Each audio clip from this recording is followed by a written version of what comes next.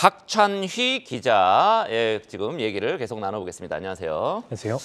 자, 오늘 바로 이제 중국 얘기. 우리 중국 주식에 투자하는 우리 개인 투자자분들도 꽤 많으실 텐데 중국 금융 당국이 이미 몇 주 전에 발표를 했습니다만 지급 준비율을 인하를 했습니다. 파격적으로 인하를 했죠. 그 돈이 오늘부터 풀린다고요. 맞습니다. 지난해 8월 이 중국 부동산 개발업체 컨트리가든의 이 디폴트 위기로 시작된 부동산 시장 침체 위기와 또 최근 헝다그룹의 파산, 여기에 디플레이션 우려까지 중국 경제에 여러 악재가 겹치면서 중국 당국이 이런 결정을 내렸는데요. 헝다그룹의 부채 규모는 3천억 달러로 우리 돈 400조 원에 달합니다. 전문가들은 헝다그룹으로 촉발된 중국 부동산 연쇄 위기가 민간의 수요를 좀 위축시키고 이것이 중국 경제 전반을 좀 흔들 것이다라고 분석을 하고 있습니다. 중국의 경기 침체가 최소 5년간 더 이어질 것이다라는 분석도 나오고 있는데요. 국제통화기금 IMF는 지난주 보고서를 통해서 중국의 경제 성장이 2028년까지 3.5%로 꾸준히 감소할 것이라고 내다봤습니다. 바로 전에 제시했던 전망치 4.6%에서 1.1%포인트 줄어든 수치입니다. 이렇게 중국 경제가 큰 위기에 처하자 중화권 증시도 가파르게 추락하고 있는데요. 연초 이후 상해 종합지수가 8% 떨어졌고 홍콩 항생지수는 9%나 급락했습니다. 이는 연초 이후 3에서 4%가량 오르면서 사상 최고치 행진을 기록 중인 미국 증시 3대 지수와 조금 비교되는 모습입니다. 이에 따라서 중국 정부는 올 들어 경기와 증시를 함께 부양하겠다라는 뜻을 좀 강하게 내비치고 있는데요. 그중 가장 첫 번째가 바로 오늘 시행되는 이 지급 준비율 인하인 겁니다. 중국 인민은행은 오늘 지급 준비율을 0.5%포인트 인하를 해서 시장에 1조 위안, 우리 돈 187조 원에 달하는 유동성을 공급할 방침입니다. 이 지급 준비율 인하 외에도 증시 안정기금 투입과 이 부동산 부양책 등이 함께 거론되고 있습니다. 다양하게 지금 시장 부양책을 중국 당국도 쏟아내고 있습니다. 한국하고는 좀 비슷한 이유도 있고요. 중국 사실 상하이 종합지수가 글로벌 금융위기 직전에 6,000포인트 넘었었는데 지금 이미 너무 많이 떨어졌죠. 2,700 지금 30까지 이렇게 떨어져 있습니다. 다만 이제 중국의 기준금리격인 지급준비율이 아니라 기준금리격이 대출 우대금리 LPR 그거는 계속 동결을 하고 있습니다. 다만 지급준비를 낮춘 것도 시장의 유동성을 많이 확대하는 효과가 있는데 이런 증시 부양책에 대한 시장의 반응 어떻습니까?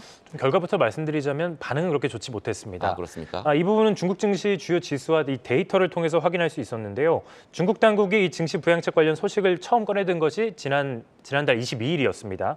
이달 리창 중국 총리는 국무원 상무회의에서 주식시장 안정이 필요하다라고 강력하게 주장을 했고 다음 날 우리 돈 372조 원 규모의 증안기금 조성과 투입 소식이 현지 언론을 통해서 좀 보도가 됐는데요. 이틀 뒤인 25일에는 오늘 시행되는 지급준비율 인하 계획이 발표됐습니다.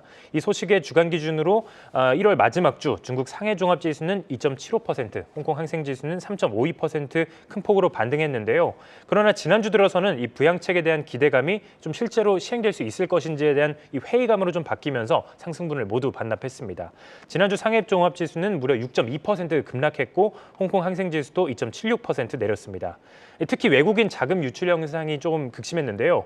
지난달 중국 증시에서 약 2조 7천억 원에 달하는 외국인 자금이 순유출된 가운데 이러한 현상이 좀 6개월째 지속되고 있다 이런 보도까지 나왔습니다.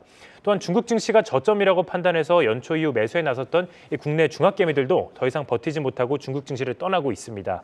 예탁 결정에 따르면 이달 1일 기준으로 중화권 증시 보관액은 324억 5천만 원으로 확인이 됐는데요. 이는 전년 대비 46%나 줄어든 수치입니다. 네, 구조적인 문제가 있습니다만 사실 3천 깨질 때 더 이상 안 깨질 걸로 더 이상 떨어질 때가 있을까 싶었는데 계속 떨어지고 있네요. 증권가는 어떻게 전망하고 있습니까? 네, 국내외 증시 전문가들은 좀 지나친 낙관론은 경계해야 한다라고 입을 모으고 있습니다. 오늘 지급 준비율이 인하되고 1조 위안의 유동성이 좀 공급이 되지만 이 자금이 시장에 한 번에 풀리는 것이 아니고 장기적인 시간에 걸쳐서 천천히 공급되는 것이기 때문입니다. JP모건은 중국 증시가 본격적으로 회복 국면에 접어들기 위해서는 지급 준비율 인하를 시작으로 추가 부양책이 좀 잇따라 시행돼야 한다라고 평가를 했습니다. 초반에는 경기 부양 기대감에 증시가 좀 반등할 수 있겠지만 부동산 시장 위기 등 이 중국 경제의 구조적인 문제가 해소되기 전까지는 임시 방편에 불과하다라는 분석입니다. 신한투자증권은 지금까지 나온 부양책으로 증시 부양을 꾀하는 것은 좀 역부족이다라면서 이달 정책금리 인하 같은 정책의 연속성이 좀 더해져야 기술적인 반등이 나올 수 있을 것이다라고 평가했습니다. 네. 다음 소식은 이제 다음 주제는 저PBR입니다. 여러분들 관심 많으시죠? 정부가 이번 달 중에 저PBR주의 주가를 끌어올릴 만한 근본적인 대책을 내놓겠다. 이렇게 밝히면서 저PBR주 주가가 급등하고 있는데 우려도 나온다고요? 정부가 이달 말에 시행하는 기업 밸류 프로그램을 앞두고 주당 순자산 비율을 뜻하는 이 PBR이 낮은 종목으로 자금 쏠림 현상이 나오고 있습니다. PBR은 기업이 가진 순자산의 가치를 전체 주식수로 나눈 값으로 PBR이 1보다 낮으면 그만큼 현 주가가 저평가되어 있다라고 이렇게 볼 수 있는데요.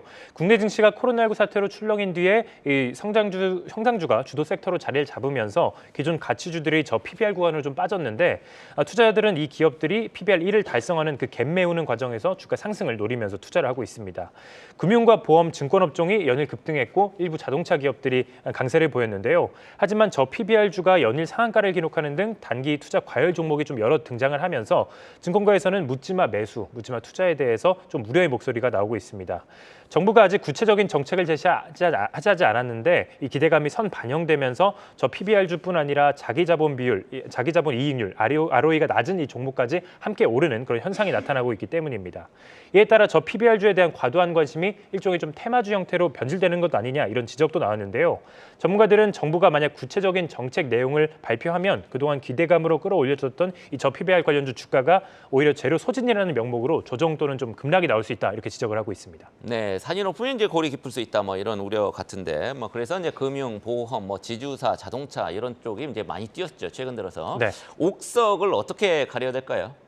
전문가들은 이 정부가 정책을 시행한 뒤에 직접적인 수혜를 받는 그런 예상이 되는 종목들에 투자하라고 이야기를 합니다. 하나증권에서는 단순히 이 PBR이 낮은 종목이 아니라 기업 밸류업 프로그램의 대상이 되는 종목에 투자해야 한다라고 분석을 했는데요. 가장 최우선적으로 수혜가 기대되는 기업은 주주 환원 정책을 빠르게 발표해서 이 행동으로 보여주는 그런 기업이다라고 설명을 했습니다.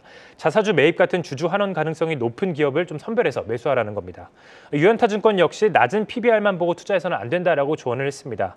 그러면서 정부 정책에 적합한 종목을 찾기 위해서는 현금 유동성과 이익 잉여금이 양호해서 높은 배당률과 자사주 매입 등 이 주주 환원을 실천할 수 있는지 반드시 체크해야 한다라고 설명을 했습니다.